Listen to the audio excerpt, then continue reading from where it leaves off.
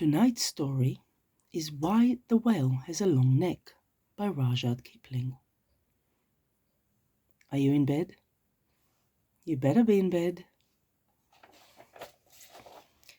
In the sea, once upon a time, O my best beloved, there was a whale, and he ate fishes.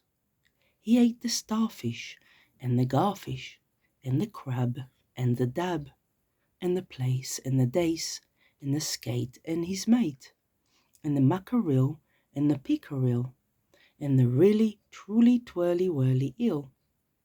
All the fishes he could find in the sea he ate with his mouth so, till at last there was only one small fish left in all the sea, and he was a small 'stute fish, and he swam a little behind the whale's right ear, so as to be out of harm's way. Then the whale stood up on his tail and said, "I'm hungry." And the small 'stute said, in a small 'stute voice, "Noble and gracious crustacean, have you ever tasted men?" "No," said the whale. "What is it like?" "Nice," said the small 'stute fish. "Nice, but nobly." "Then fetch me some," said the whale, and he made the sea froth up with his tail. "One at a time is enough," said the 'stute fish. "If you swim to latitude 50 north, longitude 40 west, that is magic, you will find, sitting on a raft in the middle of the sea, with nothing on but a pair of blue canvas breeches, a pair of suspenders, you must not forget the suspenders, best beloved, and a jackknife, one shipwrecked mariner, who, is it only fair to tell you, is a man of infinite resources and sagacity." So the whale swam and swam to latitude 50 north, longitude 40 west, as fast as he could swim, and on a raft in the middle of the sea, with nothing to wear except a pair of blue canvas breeches, a pair of suspenders. You must particularly remember the suspenders, best beloved, and jackknife. He found one single solitary shipwrecked mariner trailing his toes in the water. He had his mummy's leave to paddle, or else he would have never done it, because he was a man of infinite resource and sagacity.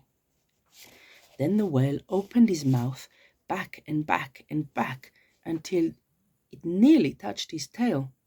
Then he swallowed the shipwrecked mariner and the raft he was sitting on, and his blue canvas breeches, and the suspendage, which you must not forget, and the jackknife.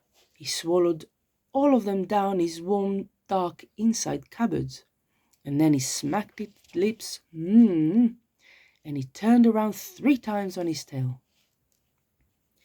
But as soon as the mariner, who was a man of infinite resource and sagacity, found himself truly inside the whale's warm, dark inside cupboards, he stumped and he jumped and he thumped and he bumped and he pranced and he danced and he banged and he clanged and he hit and he beat and he leaped and he creeped and he prowled and he howled and he hopped and he dropped and he cried and he sighed and he crawled and he bowled and he stepped and leapt and he danced hornpipe where he shouldn't, and the whale felt most unhappy indeed.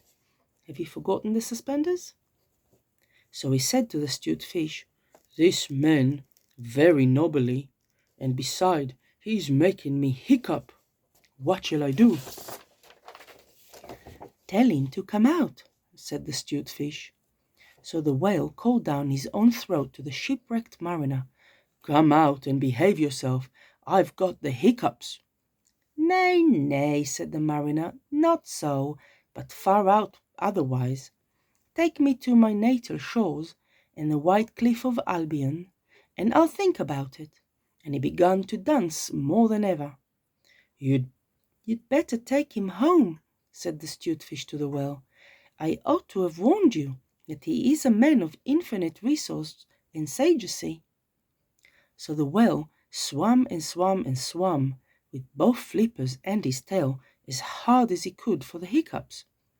And at last he saw the mariner's natal shore and the white cliffs of Albion, and he rushed up halfway up the beach, and he opened his mouth wide and wide and wide, and said, "Change here for Winchester, Ashelot, Nashua, Keene, and station on the Pittsburgh road." And just as he said "Fitch," the mariner walked out of his mouth. But while the whale has been swimming, the mariner, who was indeed a person of infinite resource and sagacity, has taken his jackknife and cut up the raft into little square, grating all running crisscross, and he has tied it firm with his suspenders. Now you know why you were not to forget the suspenders.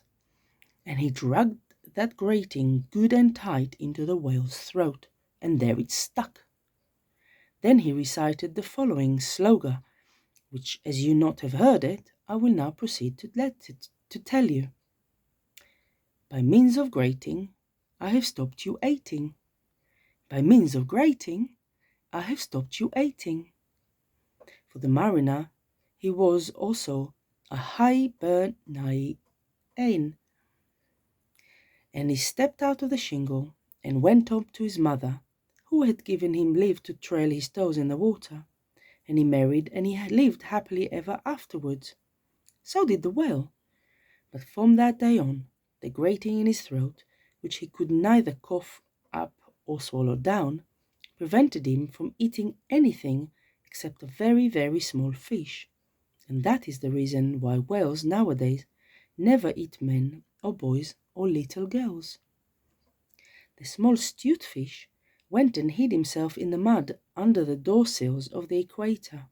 He was afraid that the whale might be angry with him. The sailor took the jackknife home. He was wearing the blue canvas breeches when he walked out on the shingle. The suspenders were left behind, you see, to tie the grating with. And that's the end of this tale. Good night, darling.